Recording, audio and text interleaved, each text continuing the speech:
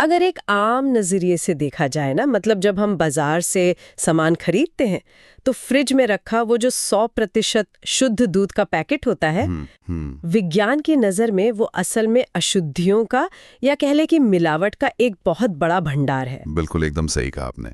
और ये बात सुनने में शायद थोड़ी अजीब लगे, क्योंकि हमारे लिए, एक आम इंसान के लिए, शुद्ध का मतलब होता है बिना मिलावट का। मतलब अगर दूध में पानी नहीं मिलाया है ना, तो वो एकदम शुद्ध है। हाँ, आम बोलचाल में तो यही माना जाता है। राइट। लेकिन आज हमारी इस गहरी पड़ताल में, जहां हम विज्ञान के एक बहुत ही दिलचस्प पाठ्यपुस्तक को आधार बना रहे हैं, हम इसी धारणा को चुनौती देने वाले हैं।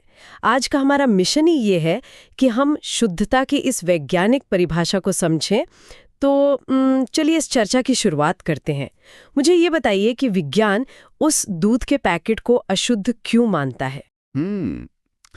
देखिए, विज्ञान की अदालत में ना शुद्धता के पैमाने एकदम अलग होते हैं। मतलब एक वैज्ञानिक के लिए दूध कोई एक चीज नहीं है।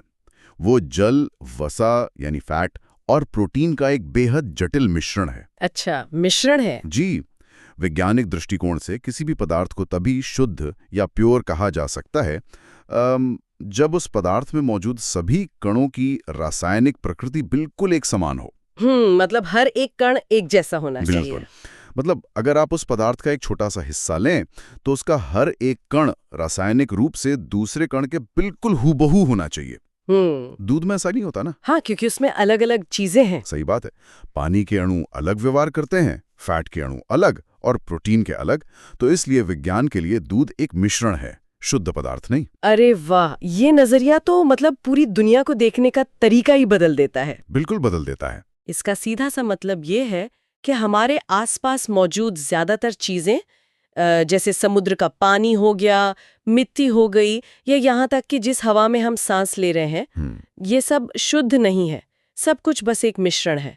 लेकिन मुझे एक बात समझाइए, ये जो मिश्रण होते हैं, ये असल में आणविक स्तर पर काम कैसे करते हैं?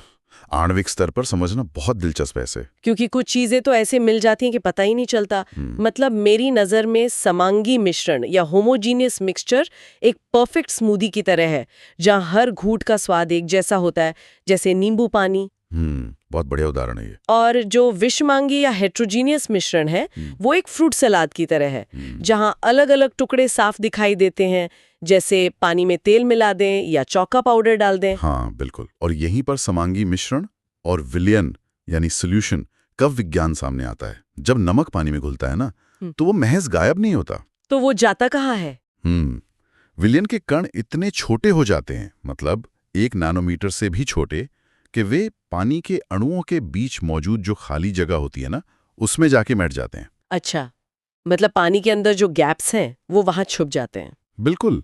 इसी वजह से उन्हें आंखों से देखना असंभव हो जाता है। समांगी मिश्रण में बनावट हर जगह एक समान होती है।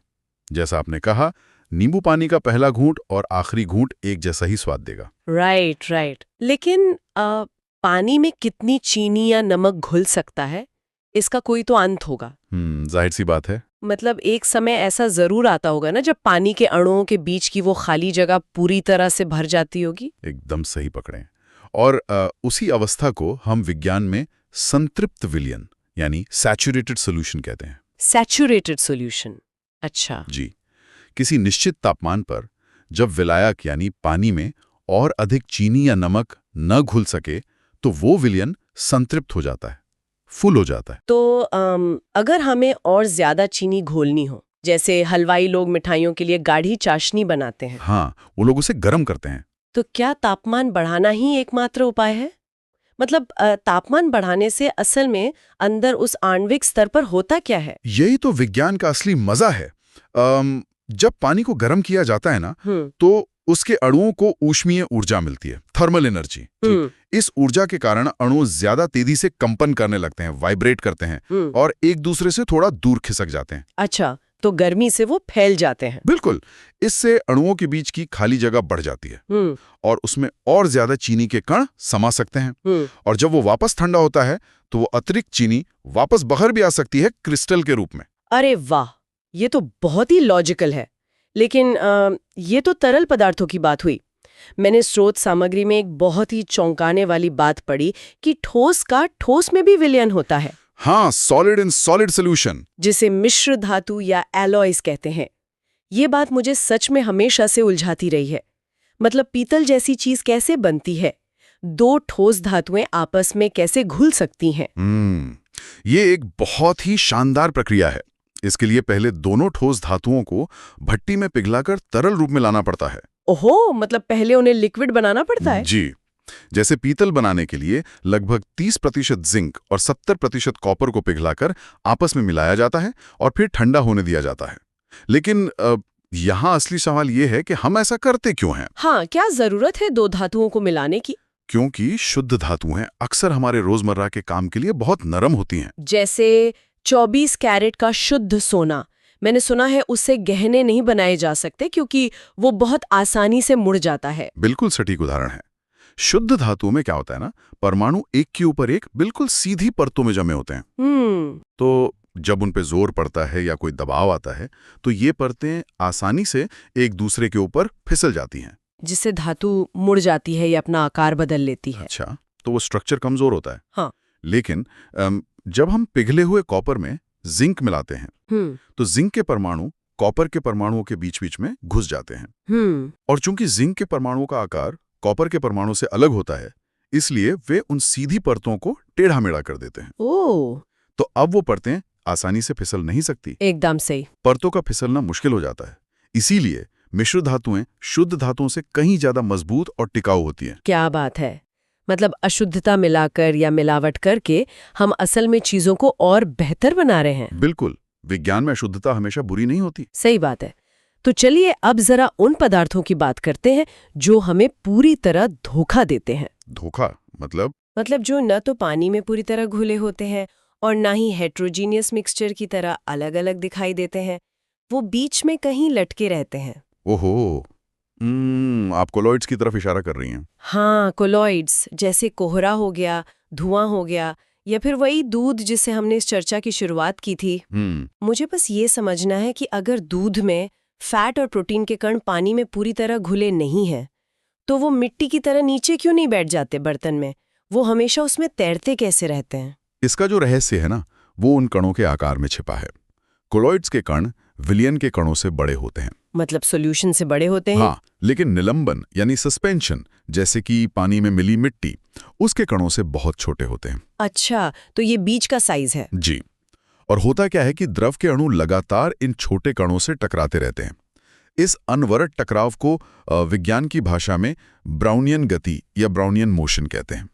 Brownian motion. इसी टकराव की वजह से कणों को कभी नीचे गुरुत्वाकर्षण के कारण बैठने का मौका ही नहीं मिलता। वे हमेशा तरल के अंदर एक तरह के नृत्यात्मक संतुलन में रहते हैं। अरे वाह, नृत्यात्मक संतुलन, कितनी सुंदर बात कही आपने। और इन्हीं कोलॉइड्स से जुड़ा एक बहुत ही मशहूर प्रभाव भी है, टिंडल प्रभाव या टाइंडल इफेक्ट। बिल्कुल। मतलब क्या किसी ने कभी घने जंगल में पेड़ों की पत्तियों के बीच से छनकर आती हुई सूरज की किरण देखी है? या किसी अंधेरे कमरे में छोटे से छेद से आती रोशनी जिसमें धूल के कण नाचते दिखते हैं? हम सब ने देखा है वो नज़ारा। मुझे लगता है कि इसे एक अलग नज़रिए से भी समझा जा सकता है। कल्पना कीजिए कि प्रकाश की किरणें छोटी छोटी टेनिस की गेंदें हैं। ठीक है। अगर हम इन गेंदों को किसी जालीदार बाड़ पर, जो चेन लिंक फेंस होती है, उस पर फेंकें तो ज्यादातर गेंदें जाली के आर पार निकल जाएंगी, है ना? हाँ, जाली के छेदों से निकल जाएंगी। और हमें गेंदें वापस टकराती हुई नहीं दिखेंगी। ये एक सच्चे विलयन यानी ट्रू सॉल्यूशन की तरह है, जहां प्रकाश सीधा निकल जाता है। और दूसरी तरफ कोलॉइड्स एक ईंट की दीवार की तरह है। अच्छा। जब प्रकाश रूपी गेंदें इन बड़े कणों से टकराती हैं तो वे आर पार जाने के बजाय चारों तरफ बिखर जाती है, हमारी आंखों तक पहुंचती हैं और हमें प्रकाश का वो पूरा रास्ता साफ चमकता हुआ दिखाई देने लगता है। ओह, ये एक बहुत ही सटीक और शानदार उपमा है। टिंडल नामक वैज्ञानिक ने बिल्कुल यही खोजा था कि कोलॉइड्स के कण इतने बड़े जरूर होते हैं कि वे प्रकाश की किरण को फैला सकें या स्कैटर कर सकें। स्कैटरिंग, जी। और आपको पता है, इसी स्कैटरिंग या प्रकाश के प्रकीर्णन की वजह से ही हमें आसमान का रंग नीला दिखाई देता है। ये तो वाकई जादू जैसा है। तो अभी तक की चर्चा में हमने ये समझ लिया है कि हमारी दुनिया मिश्रणों और कोलॉइड्स के मायाजाल से बनी है। बिल्कुल। अब इस चर्चा को एक कदम आगे ले जाते हैं, क्योंकि यहाँ बात बहुत ही रोचक हो जाती है। अगर सब कुछ आपस में इस तरह उलझा हुआ है, तो क्या हम इन चीजों को वापस अलग कर सकते हैं? पदार्थों को अलग करना। हाँ, ये विज्ञान की किसी जासूसी दुनिया से कम नहीं है। तो चलिए एक चुनौती से शुरू करते हैं। मुझे ये बताइए कि हमारे घर की वॉशिंग मशीन में कपड़े सुखाने का जो सिस्टम है और लैब में होने वाला जो ब्लड टेस्ट है, इन दोनों में क्या समानता है? दोनों में ही एक बहुत ही खास तकनीक का इस्तेमाल होता है, जिसे अपकेंद्रीकरण या सेंट्रीफ्यूगेशन कहते हैं। सेंट्रीफ्यूगेशन। लेकिन मुझे एक बात समझ नहीं आ रही, जब मशीन बहुत तेजी से गोल घूमती है तो चीजें आपस में और ज्यादा मिक्स क्यों नहीं हो जाती? वो अलग कैसे हो रही हैं? ये एक बहुत ही स्वाभाविक उलझन है।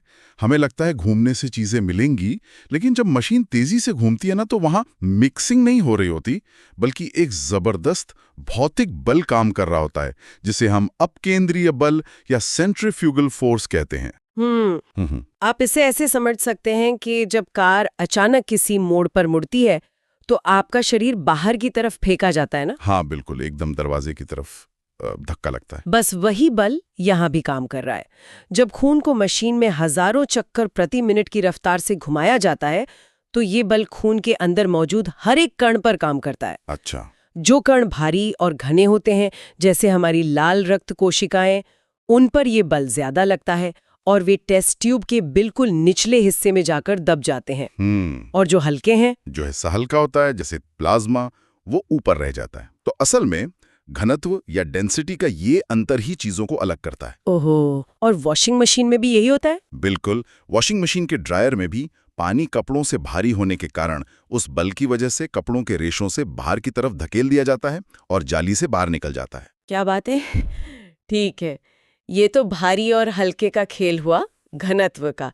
लेकिन अगर चुनौती और कठिन हो जाए? जैसे कि मान लीजिए दो तरल पदार्थ एक दूसरे में पूरी तरह से घुल चुके हों, जैसे काली स्याही। हमें लगता है स्याही सिर्फ काली है, लेकिन स्रोत के अनुसार उसमें कई रंग होते हैं। उसमें डाई का मिश्रण होता है। तो अब उन्हें कोई मशीन गोल घुमाकर तो अलग नहीं कर सकती ना? बिल्कुल नहीं। वहां पर डेंसिटी काम नहीं आएगी। वहां हमें एक नई तकनीक का सहारा लेना पड़ता है, जिसे क्रोमैटोग्राफी कहते हैं। क्रोमैटोग्राफी? जी। यहाँ खेल भारी या हल्के का नहीं है, बल्कि घुलनशीलता यानी सॉल्युबिलिटी का है। अच्छा, वो कैसे काम करता है? मतलब घुलनशीलता कैसे चीजों को अलग कर सकती है? इस तकनीक में एक खास तरह के फिल्टर पेपर का इस्तेमाल होता है। जब पानी या कोई और विलायक उस कागज पर धीरे धीरे ऊपर चढ़ता है, कैपिलरी एक्शन के जरिए। जैसे कागज पानी सोखता है। हाँ, तो पानी स्याही के कणों को भी अपने साथ ऊपर बहा ले जाता है। अब होता ही है कि स्याही में जो रंग पानी में ज्यादा घुलनशील होता है, वो पानी के साथ बहुत तेजी से कागज पर ऊपर तक चला जाता है। और जो कम घुलनशील होता है वो पानी के साथ उतनी दूर नहीं जा पाता और कागज पर नीचे ही रह जाता है। यानी रंगों के दौड़ने की रफ्तार अलग अलग होती है। जी हाँ, बिल्कुल। और इसी रफ्तार के अंतर से एक काले रंग की बूंद से नीले, लाल, पीले रंगों की अलग अलग पट्टियां बन जाती हैं कागज पर। ये तो बहुत ही अद्भुत है। और आपको पता है, फोरेंसिक लैब में खून या मूत्र के सैंपल से नशीले पदार्थों या ड्रग्स की पहचान करने के लिए यही तकनीक एक तरह से ब्रह्मास्त्र मानी जाती है। अरे वाह, मतलब क्राइम सीन इन्वेस्टिगेशन में भी क्रोमैटोग्राफी का इस्तेमाल होता है? जी बिल्कुल। बहुत खूब। अब एक और पहेली सुलझाते हैं। अगर कोई चीज तरल बने ही ना। तरल ना बने मतलब सीधा गैस? हाँ, जैसे कपूर। घर में पूजा के समय जब हम कपूर जलाते हैं तो वो पिघलता नहीं है ना, सीधा गायब हो जाता है, वाष्प बन जाता है। तो अगर कपूर और नमक आपस में मिल जाएं किसी बर्तन में, तो उन्हें कैसे अलग करेंगे? उस प्रक्रिया को विज्ञान में ऊर्ध्वपातन या सब्लिमेशन कहते हैं। सब्लिमेशन? देखिए, इस ब्रह्मांड में ज्यादातर ठोस चीजें गर्म होने पर पहले पिघलकर तरल बनती हैं, क्योंकि उनके अणुओं के बीच के जो बंधन होते हैं वो धीरे धीरे ढीले होते हैं। लेकिन कपूर या सूखी बर्फ, जिसे हम ड्राई आइस कहते हैं, ऐसे पदार्थों में अणुओं के बीच का खिंचाव इतना कमजोर होता है कि थोड़ी सी गर्मी मिलते ही वे बंधन पूरी तरह टूट जाते हैं। मतलब वे लिक्विड वाली अवस्था को पूरी तरह बाईपास कर देते हैं। एकदम सही। तो अगर हमारे पास नमक और कपूर का मिश्रण है, तो हम बस उसे हल्का सा गर्म करते हैं और कपूर उड़ जाएगा। हाँ, नमक को पिघलने के लिए बहुत ही उच्च तापमान चाहिए, लेकिन कपूर तुरंत वाष्प बन जाता है। फिर हम उस वाष्प को ऊपर एक ठंडी सतह पर इकट्ठा कर लेते हैं, जहां वो वापस ठोस कपूर बन जाएगा। बिल्कुल, नमक नीचे रह गया और कपूर ऊपर इकट्ठा हो गया। ये तो किसी जादू से कम नहीं है। लेकिन सबसे मुश्किल चुनौती तो मेरे हिसाब से हवा को अलग करना है। हवा को? हाँ, हवा भी तो गैसों का मिश्रण है। क्या हम हवा में से ऑक्सीजन को अलग कर सकते हैं? मतलब गैसों को कैसे पकड़ा जाए, वो तो उड़ रही हैं। इसके लिए विज्ञान की सबसे जटिल प्रक्रियाओं में से एक का इस्तेमाल होता है, जिसे प्रभाजी आसवन या फ्रैक्शनल डिस्टिलेशन कहते हैं। इसके लिए हमें हवा के अणुओं के साथ थोड़ी जबरदस्ती करनी पड़ती है। जबरदस्ती? मतलब उन्हें कैसे कंट्रोल करते हैं? देखिए, गैस में हवा के अणु बहुत दूर दूर भागते हैं, तो सबसे पहले हवा पर एक बहुत भारी दबाव या प्रेशर डाला जाता है, जिससे अणु एक दूसरे के बेहद करीब आ जाएं। फिर तापमान को भयानक रूप से कम किया जाता है, लगभग -200 डिग्री सेल्सियस तक। बाप रे, -200? जी, इस जबरदस्त दबाव और अत्यधिक ठंड के कारण हवा गैस से सीधा लिक्विड यानी तरल बन जाती है। लिक्विड हवा? सोचने में ही रोंगटे खड़े हो जाते हैं। अब इस तरल हवा को एक चेंबर में धीरे धीरे गर्म किया जाता है। यहाँ सिद्धांत यह है कि हर गैस का उबलने का तापमान यानी बॉइलिंग पॉइंट अलग अलग होता है। अच्छा, तो वो अलग अलग समय पर उबलेंगी? बिल्कुल, जैसे नाइट्रोजन -196 डिग्री पर उबलती है और ऑक्सीजन -183 डिग्री पर। तो जैसे जैसे तापमान धीरे धीरे बढ़ता है, नाइट्रोजन पहले गैस बनकर उड़ने लगती है और फिर उसे एक पाइप से निकाल लिया जाता होगा। एकदम से ही। फिर जब तापमान थोड़ा और बढ़ता है तो आर्गन गैस और फिर अंत में ऑक्सीजन को अलग कर लिया जाता है। यह तो इंजीनियरिंग का अद्भुत नमूना है। मैंने स्रोत में एक आखिरी अलगाव तकनीक के बारे में भी पढ़ा था, क्रिस्टलीकरण। क्रिस्टलाइजेशन? ये समुद्र के पानी से नमक को शुद्ध करने के लिए इस्तेमाल होता है। लेकिन मुझे एक बात खटक रही है, क्या पानी को सीधे उबाल कर उड़ा देना ज्यादा आसान नहीं है? नमक तो वैसे भी बच जाएगा। उबालना या वाष्पीकरण आसान जरूर है, लेकिन वो पूरी तरह शुद्ध परिणाम नहीं देता। क्यों? क्योंकि जब पानी उड़ जाता है तो पानी में मौजूद कुछ अशुद्धियां या कचरा भी नमक के साथ ही चिपटा रह जाता है। ओह! लेकिन क्रिस्टलीकरण एक बहुत ही चुनिंदा प्रक्रिया है। आप इसे एक बहुत ही एक्सक्लूसिव क्लब की तरह समझ सकती हैं। Exclusive club? वो कैसे? जब किसी अशुद्ध ठोस को गर्म तरल में घोला जाता है और फिर उसे धीरे धीरे ठंडा होने के लिए छोड़ दिया जाता है, तो ठोस के अणु आपस में जुड़कर एक बेहद सटीक और ज्यामितीय आकार बनाने लगते हैं, जिसे हम लैटिस स्ट्रक्चर या क्रिस्टल कहते हैं। जी, और इस ज्यामितीय आकार की बनावट इतनी सख्त और परफेक्ट होती है कि इसमें सिर्फ और सिर्फ उसी पदार्थ के अणु फिट हो सकते हैं। अच्छा, तो अशुद्धियों का क्या होता है? अशुद्धियों के अणु उस परफेक्ट आकार में फिट ही नहीं बैठते, इसलिए क्रिस्टल्स उन्हें बाहर ही छोड़ देता है। अशुद्धियां तरल में ही रह जाती हैं और जो ठोस क्रिस्टल बाहर आता है वो उच्चतम स्तर का शुद्ध होता है। वाह! तो ये तो बात हुई मिश्रणों को अलग करने की। हमने चीजों को अलग अलग टुकड़ों में बांटना सीख लिया। बिल्कुल। लेकिन यहाँ एक और बहुत बड़ा सवाल खड़ा होता है, क्या होगा अगर कोई पदार्थ अंदर से ही पूरी तरह बदल जाए, मतलब उसका मूल स्वभाव ही बदल जाए? यहाँ हम विज्ञान की सबसे महत्वपूर्ण रेखा पर खड़े हैं, भौतिक यानी फिजिकल और रासायनिक यानी केमिकल परिवर्तनों के बीच का अंतर। अब तक हमने वाष्पीकरण, पिघलने या गैस बनने की जो भी बातें की, वे सब भौतिक परिवर्तन हैं। मतलब अगर बर्फ पिघलकर पानी बन जाए या पानी उबलकर भाप बन जाए तो उसका सिर्फ रूप बदल रहा है, लेकिन अंदर से वो अभी भी H2O ही है ना? बिल्कुल, अणुओं के बीच के जो रिश्ते हैं वो नहीं टूटे। लेकिन जब आप किसी लकड़ी को जलाते हैं तो वो एक रासायनिक परिवर्तन है, क्योंकि जलने की प्रक्रिया में लकड़ी के अणु हवा की ऑक्सीजन के साथ नए रिश्ते बनाते हैं। एकदम सही। पुराने बंधन टूट जाते हैं और कार्बन डाइऑक्साइड जैसी एक बिल्कुल नई चीज पैदा होती है, जिसे आप वापस किसी भी तरीके से लकड़ी नहीं बना सकते। इसे मोमबत्ती के उदाहरण से समझना बहुत दिलचस्प है। मतलब मुझे लगता है कि मोमबत्ती का जलना शायद उन दुर्लभ उदाहरणों में से है जहां भौतिक और रासायनिक दोनों परिवर्तन एक साथ हो रहे होते हैं। ओह, बिल्कुल सही ऑब्जर्वेशन है आपका। मतलब जो मोम पिघल कर नीचे बह रहा है वो भौतिक परिवर्तन है, उसे इकट्ठा करके फिर से मोम बनाया जा सकता है। लेकिन जो मोम वाष्प बनकर धागे के साथ जल रहा है और हमें रोशनी दे रहा है, वो रासायनिक परिवर्तन है। वो मोम हमेशा के लिए अपना वजूद खो चुका है ना? बिल्कुल। और इसी वजूद खोने की प्रक्रिया से हम तत्वों यानी एलिमेंट्स और यौगिकों यानी कंपाउंड्स की दुनिया को समझते हैं। अच्छा। 1661 में रॉबर्ट बॉयल ने सबसे पहले तत्व शब्द का प्रयोग किया था और बाद में एंटोनी लेवोजियर ने बताया कि तत्व पदार्थ का वह मूल रूप है जिसे और ज्यादा छोटे पदार्थों में नहीं तोड़ा जा सकता। जैसे सोना, तांबा, ऑक्सीजन, कार्बन, ये सब तत्व हैं। तत्वों को अक्सर ब्रह्मांड के बिल्डिंग ब्लॉक्स कहा जाता है, लेकिन मुझे लगता है कि ये उपमा थोड़ी कमजोर है। कमजोर? क्यों? क्योंकि अगर ये लेगो के टुकड़ों की तरह होते तो लाल और नीला लेगो जोड़ने पर वह लाल और नीला ही रहता ना, वे अपनी पहचान नहीं खोते। लेकिन रसायन विज्ञान में ऐसा नहीं होता। यौगिक और मिश्रण में यही तो सबसे बड़ा फर्क है। ये बहुत ही बेहतरीन विश्लेषण है आपका।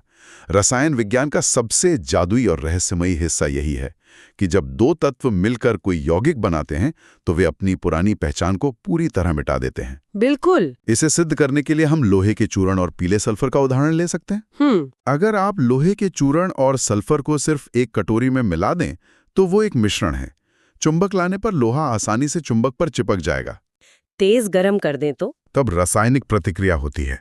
लोहे और सल्फर के परमाणु आपस में जुड़कर आयरन सल्फाइड नाम का एक बिल्कुल नया यौगिक बनाते हैं। ओहो! अब आप चुंबक लाइए, उस पर कोई असर नहीं होगा। लोहे ने अपनी चुंबकीय पहचान पूरी तरह खो दी है और सल्फर ने अपना पीलापन। दोनों मिलकर कुछ और ही बन गए हैं। इसका एक और बहुत ही भयंकर लेकिन शानदार उदाहरण है खाने वाला नमक, यानी सोडियम क्लोराइड। अरे हाँ, एकदम सही। अगर हम सोडियम की बात करें तो वो एक ऐसा खतरनाक धातु है जिसे पानी में डालते ही जबरदस्त धमाका हो जाता है। बिल्कुल, बहुत रिएक्टिव होता है। और क्लोरीन, वो एक ऐसी जहरीली गैस है जिसका इस्तेमाल प्रथम विश्व युद्ध में हथियारों के तौर पर हुआ था। लेकिन जब ये दोनों बेहद खतरनाक तत्व आपस में रासायनिक बंधन बनाते हैं तो क्या बनता है? हमारे खाने का सफेद नमक। जी हाँ। जिसके बिना हमारा जीवन संभव ही नहीं है। मतलब सोचिए, एक जहरीली गैस और एक विस्फोटक धातु मिलकर एक जीवनदायी पदार्थ बना देते हैं। रासायनिक बंधनों की ताकत वास्तव में विस्मयकारी है। यही तो विज्ञान की असली सुंदरता है। मतलब एक ही ब्रह्मांड है, वही गिने चुने तत्व हैं, लेकिन उनके जुड़ने के जो तरीके हैं ना, उनसे असीमित संभावनाएं पैदा होती हैं। बिल्कुल। तो इस लंबी और गहरी पड़ताल का क्या अर्थ निकलता है? हमने शुद्ध की धारणा पर सवाल उठाने से लेकर विलियन के रहस्यों, कोलाइड्स के टिंडल प्रभाव और पदार्थों को अलग करने की जासूसी से होते हुए तत्वों के इस जादुई रूपांतरण तक का सफर तय किया। मुझे लगता है कि अगली बार बाजार से 100% शुद्ध संतरे का जूस खरीदते समय ये याद रखना दिलचस्प होगा कि विज्ञान की नज़र में वो महज एक स्वादिष्ट विषमांगी मिश्रण है। बिल्कुल। और घर की वॉशिंग मशीन के गोल घूमने में भी घनत्व के आधार पर अलगाव का वो जटिल विज्ञान छिपाए। ज्ञान का असली मजा यही है ना, दुनिया की हर आम चीज के पीछे के उस छिपे हुए तंत्र को समझना। एकदम सही बात है। और इस चर्चा को विराम देते हुए मैं स्रोत में दिए गए ऐसे तथ्य की ओर ध्यान खींचना चाहूंगा जो हमें सच में सोचने पर मजबूर कर दें। अच्छा, वो क्या है? वर्तमान में हमारी आधुनिक आवर्त सारणी यानी पीरियोडिक टेबल में 118 तत्वों के बारे में जानकारी है। 118 एलिमेंट्स। जी, लेकिन एक चौंकाने वाली बात यह है कि इनमें से केवल 92 तत्व ही प्रकृति में प्राकृतिक रूप से पाए जाते हैं। सिर्फ 92? तो बाकी के तत्व कहाँ से आए? बाकी के तत्व पूरी तरह से मानव निर्मित हैं, मैन मेड। अरे वाह! उन्हें वैज्ञानिकों ने विशाल कण त्वरकों यानी पार्टिकल एक्सेलरेटर्स और प्रयोगशालाओं में अत्यंत जटिल प्रतिक्रियाओं के जरिए खुद गढ़ा है। प्रकृति ने उन्हें कभी नहीं बनाया था। ये तो मतलब बहुत ही गहरी बात है। जी, और यहीं से एक बहुत बड़ा सवाल उभरता है। जरा सोचिए, अगर इंसान प्रयोगशालाओं में ऐसे नए मूल तत्व खुद बना सकता है जो प्रकृति में कभी थे ही नहीं, तो भविष्य में शुद्ध पदार्थ की परिभाषा क्या होगी? सोचने वाली बात है। अगर ब्रह्मांड के इन मूल तत्वों, इन बिल्डिंग ब्लॉक्स को ही इंसान अपनी मर्जी से घड़ने लगे, तो क्या इंसान अपनी खुद की एक नई आवर्त सारणी बनाने की ओर बढ़ रहा है? बिल्कुल। और जब इंसान प्रकृति के उस मूल डिजाइन को ही बदल सकता है, तो प्राकृतिक और कृत्रिम के बीच की वो लकीर कहाँ जाकर मिटेगी। ये एक ऐसा विचार है जो सच में ब्रह्मांड में इंसान की जगह और विज्ञान की सीमाओं को फिर से परिभाषित करता है। तो अगली बार जब हम दुनिया की किसी भी चीज़ को देखें, चाहे वो एक ग्लास पानी हो या हवा में उड़ता धुआं, तो उसके भीतर छिपे उस अदृश्य आणविक नृत्य को ज़रूर याद कीजिएगा। इस विस्तृत वैज्ञानिक पड़ताल में हमारे साथ जुड़ने के लिए बहुत बहुत शुक्रिया, और हमेशा की तरह अपने आसपास की दुनिया को इसी नई जिज्ञासु और खोजी नज़र से देखते रहिए।